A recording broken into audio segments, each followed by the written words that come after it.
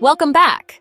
Today, we're hunting down the world's most bizarre street food and the wildest cooking methods you've ever seen. From eggs with surprises inside to pasta tossed in a flaming cheese wheel and snacks that make you breathe smoke, this is the ultimate food adventure. We crossed continents to find 7 mind-blowing street food techniques. Each one is crazier than the last, and I promise you won't believe your eyes. Ready to see ancient traditions and modern food science collide?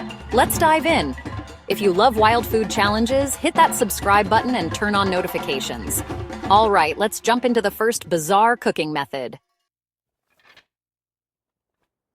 First up, we're in the Philippines for balut, a fertilized duck egg with a developing embryo inside.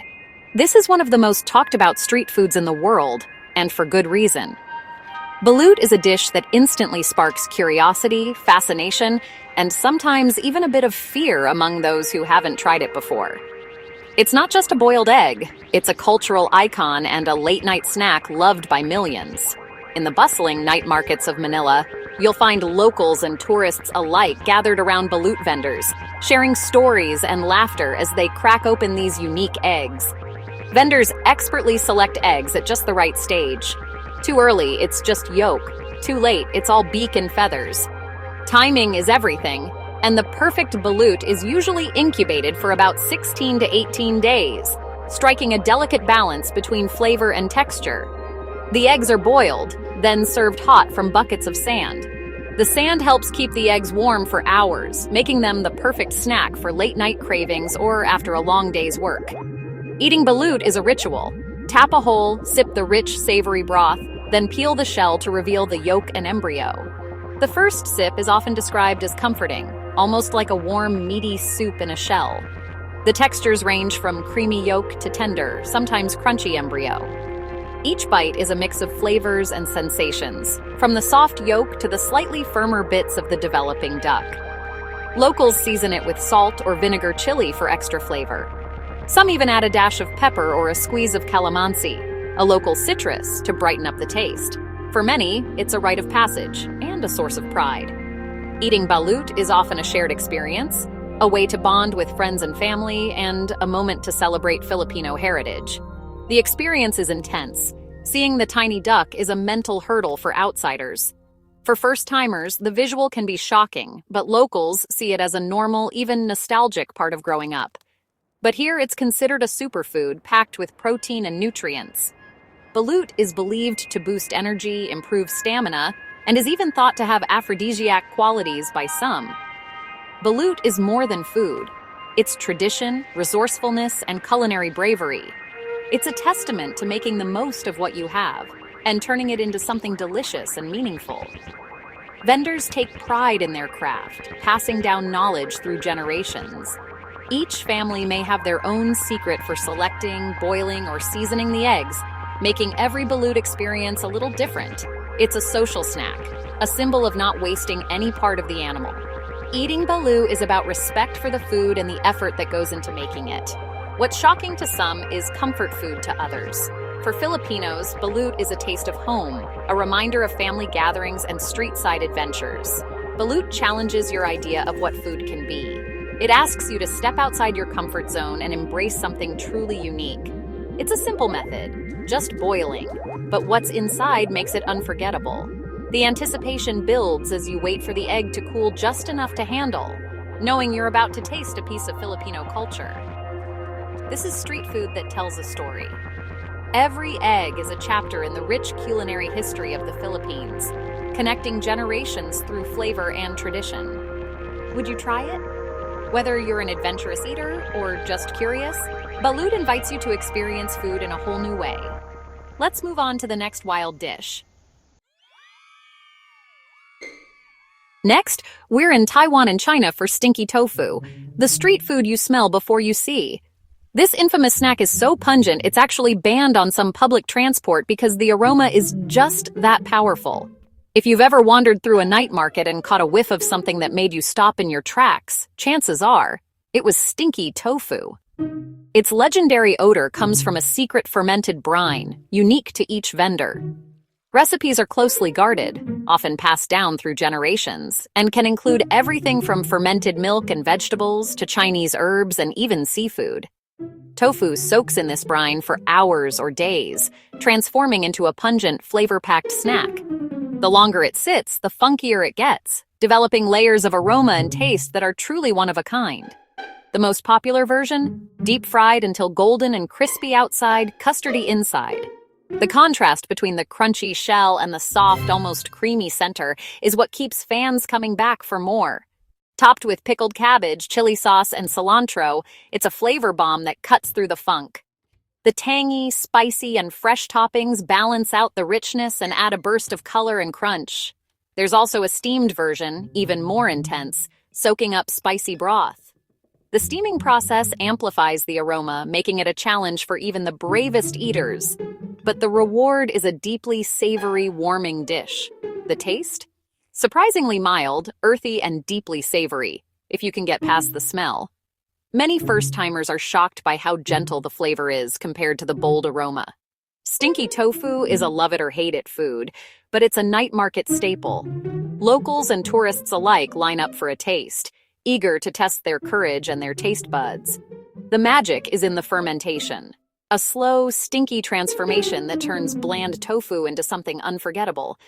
It's a process that requires patience, skill, and a bit of bravery. It's culinary chemistry on the street. Watching vendors work is like seeing a science experiment in action, with bubbling vats and sizzling woks. I braved the smell, and honestly, the crispy version was amazing. The flavors were complex, the texture addictive, and the experience unforgettable. Would you dare to try it? Or would you run the other way? Stinky tofu is more than just a snack. It's a rite of passage for adventurous eaters. Now we're in South Korea for sanakji, live octopus, served while the tentacles are still wriggling. The chef chops a live octopus into bite-sized pieces, which keep moving thanks to active nerves. It's seasoned simply with sesame oil and seeds, then served immediately. The catch? The suction cups are still active, so you have to chew thoroughly to avoid choking. The sensation is wild. The tentacles grip your mouth as you chew. The flavor is subtle, oceanic, and nutty from the oil. Sanakji is a drinking snack, a symbol of ultimate freshness and a true adrenaline rush. For locals, it's a delicacy. For outsiders, it's a test of courage. The cooking is all about expert butchery and the thrill of eating something so fresh it's still moving. Extreme eating at its finest. Would you try it? Ready for bugs? Because today I'm diving headfirst into one of the world's most daring street food adventures, eating scorpions and spiders on a stick. In Thailand and China, insects like scorpions, spiders, and crickets are deep fried and served on sticks. These aren't just novelty snacks, they're a staple for many, and you'll find them sizzling away at almost every night market.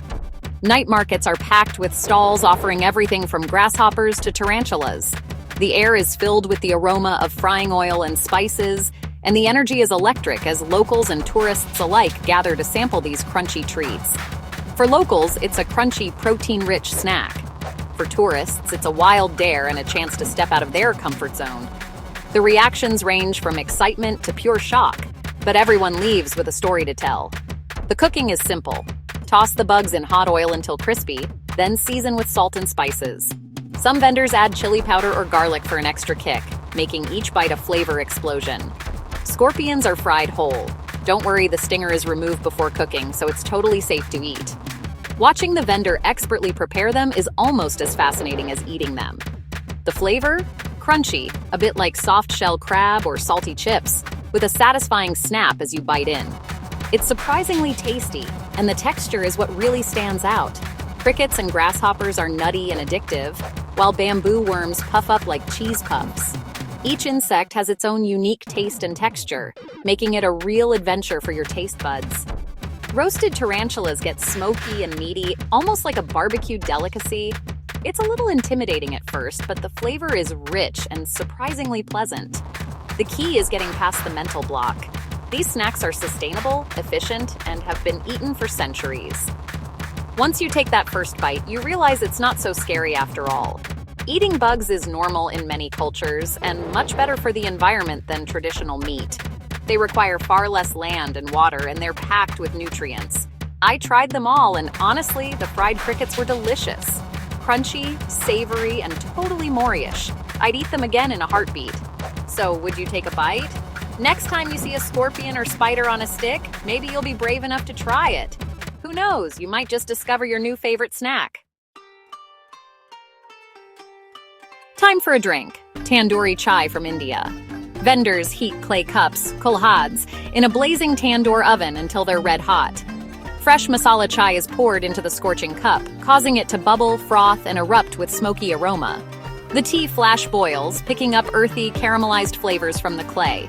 The overflow is collected, then poured into a clean cup for drinking. The result? Classic chai with a smoky toffee twist. It's culinary theater. Fire, clay, and spice in every sip. This modern twist on tradition draws crowds and delivers a flavor you can't get any other way. Would you try this fiery tea? Cheese lovers, this one's for you. Cheese wheel pasta. A giant wheel of Parmigiano Reggiano is hollowed out, doused with flaming brandy, and scraped until the cheese melts. Hot pasta is tossed inside, picking up gooey molten cheese as it's mixed. The result? Every strand is coated in a rich, creamy, cheesy sauce. It's a show, fire, cheese, and pasta coming together in the most decadent way.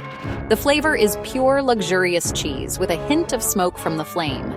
This method turns a simple dish into an unforgettable experience. Would you try pasta straight from a flaming cheese wheel?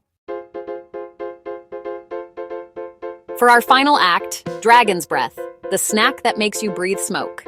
Vendors pour liquid nitrogen over colorful cereal puffs, freezing them instantly. Pop one in your mouth, and as you exhale, thick vapor pours from your nose and mouth, just like a dragon. The effect is pure science. The nitrogen boils off, creating a safe, dramatic cloud. The cereal is ultra crunchy, and the experience is all about the visual wow. Safety is key. Eat quickly, don't let it linger, and follow the vendor's instructions. It's a viral sensation and a perfect example of food as entertainment. Would you try breathing smoke for the gram? And that's a wrap on the world's wildest street food. From balut to dragon's breath, we've seen how culture and creativity make food unforgettable. Which dish blew your mind? Let me know in the comments. Huge thanks to the street food vendors who shared their skills and stories. If you loved this adventure, hit subscribe and join us for more insane food journeys. We're just getting started. Don't miss what's next. Thanks for watching and see you in the next video. Let me know if you need further tightening or adjustments.